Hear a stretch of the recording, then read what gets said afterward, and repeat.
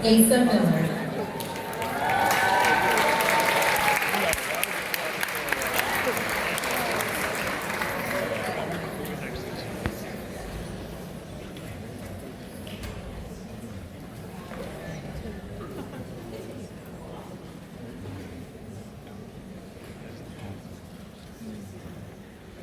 Greetings, fellow Bioneers!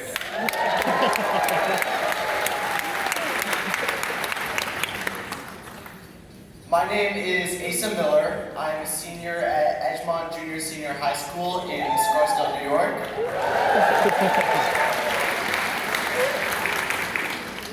Actually, on my flight over here last night, I learned that I got accepted to UC Berkeley.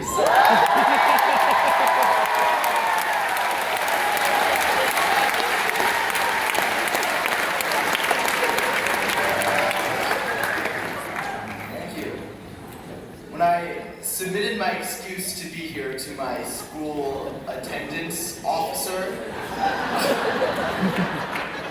she was like, "What is Bioneers?" right? And I sort of needed a way to put it shortly, and I said Bioneers is like pioneers for biology.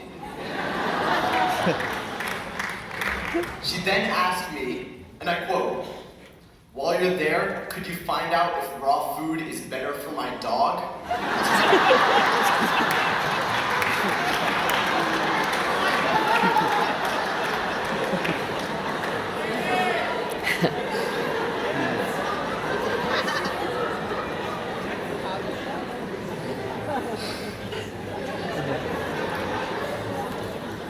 So now I'm here for my speech and to find out if raw food is better for dogs.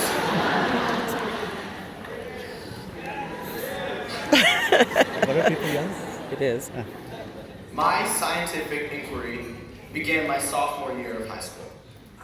I enrolled in a class in my high school called Science Scholars, and the premise of the class was to pick a research topic and conduct an experiment on it with a mentor, whether in the lab or in the field, and then present your findings to various science competitions.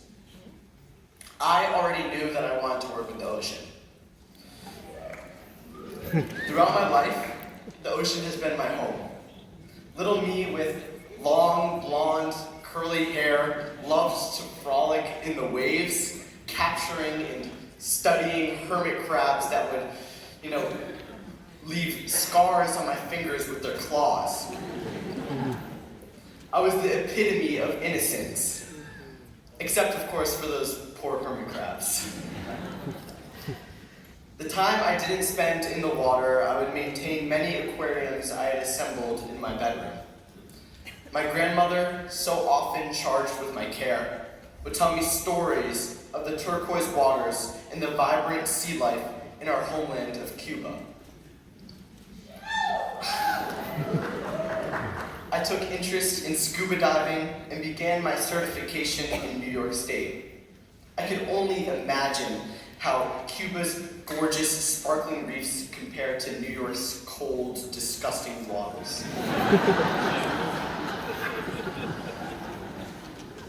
My grandmother bravely escaped Cuba in the 1960s after Castro came to power. She died of breast cancer when I was 10. With her cherished memories alive inside me, I made it my mission to return to my homeland to conduct research on its coral. After reaching out to a lot of places that would take me under their wing and spending just as much time convincing my parents, I came across a fledgling coral reef restoration effort in Matanzas off Cuba's northwest coast. One thing led to another, and before I knew it, I was in Cuba, meeting the team I would be working alongside for the next 6 months. Cuba was nothing like I expected. First, the country. Many think of Cuba as a poor, inescapable prison with a failure of our government. Residents are seeing their infrastructure crumble and food supplies dwindle, and that's only when the neighborhoods are not bathed in a nationwide blackout. Yes, this is partly true. Allow me to tell you my personal experiences. My first trip was spent without running water. my host family formed a bucket brigade to fill our toilets. My second trip, I was bitten by his dog on the beach. This didn't bother my research team, as stray dogs pretty much ran the country. You know, around every street corner is like a Dr. Seuss book. Dogs of different shapes and sizes. The only good news was that I couldn't scare myself by looking up possible effects of dog bites because there was no internet.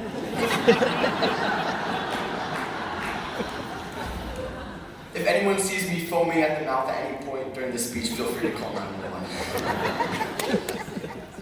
And on my last trip, I learned that the Cuban government had interrogated each member of my team about why I had been there. Was I bringing supplies? Was I bringing money? My team bravely denied these outlandish allegations, but now I do admit that I did bring some supplies from Home Depot. Cuba's coral reefs also defied expectations. Despite my grandmother's memories, Cuba's coral was dying. It has survived global bleaching for a very long time, thanks to Cuba's strong marine protection and scant industrial waste. But ocean temperatures have gotten so high that Cuba's coral is no longer immune. The reefs in which my team worked resembled a cemetery of tall, white stones, twisted monuments to an age of splendor and beauty. Developing countries like Cuba, responsible for only a tiny fraction of the world's greenhouse gases, contain 60% of the world's coral. These countries disproportionately feel the effects of global warming and don't have the resources to address it. But here is the real surprise. The injustice of their situation didn't seem to matter to my team in Cuba. They had built coral nurseries from bed frames and old PVC pipes. They had armies of school children transport coral fragments from shallow water to the coral nurseries. During the time I was there, my team in Cuba successfully harvested 360 coral fragments from 9 coral nurseries, of which 91% showed no signs of bleaching. Yeah. Those coral fragments have now been hammered back into the reefs and are just now beginning to grow.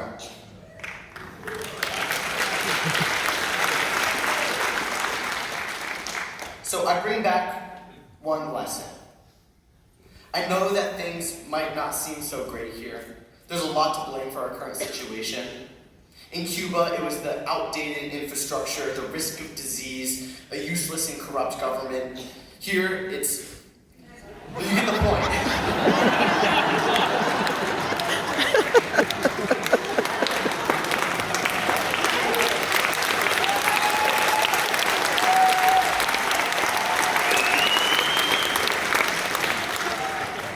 Change cannot just be about advocating for environmental justice. In Cuba, it was about taking responsibility and making change in the world right in front of you, right here, right now. I want everyone to close their eyes for a minute. Think about this. What is your issue? What is the environmental problem that you most want to solve?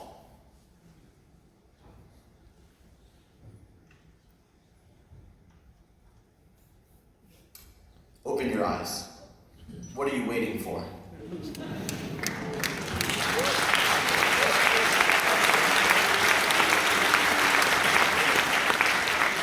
Thank you, everyone.